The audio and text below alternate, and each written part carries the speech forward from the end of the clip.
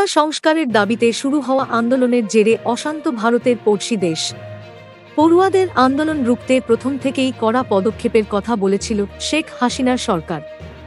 বাংলাদেশের সংবাদ মাধ্যম বিবিসি বাংলার প্রতিবেদন অনুসারে সোমবার বাংলাদেশের প্রধানমন্ত্রী হাসিনা স্পষ্ট করেন, আন্দোলন থামাতে আরও কঠিন পথে হাঁটতে পারে তাঁর সরকার।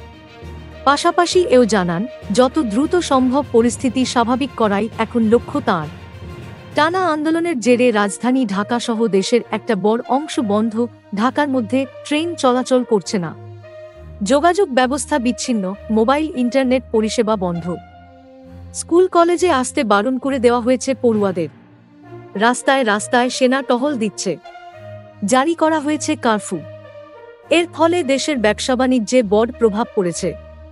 শিল্পকারখানা সব বন্ধ রাখার নির্দেশ দিয়েছে সরকার। এমন অবস্থায় সোমবার বাংলাদেশের রপ্তানিকারী ও ব্যবসায়ীদের সংগঠনগুলিকে নিয়ে নিজের দপ্তর গণভবনে বৈঠক করেন প্রধানমন্ত্রী হাসিনা। সেই বৈঠকেই দেশের চলমান অবস্থা নিয়ে উদ্বেগ প্রকাশ করেন হাসিনা।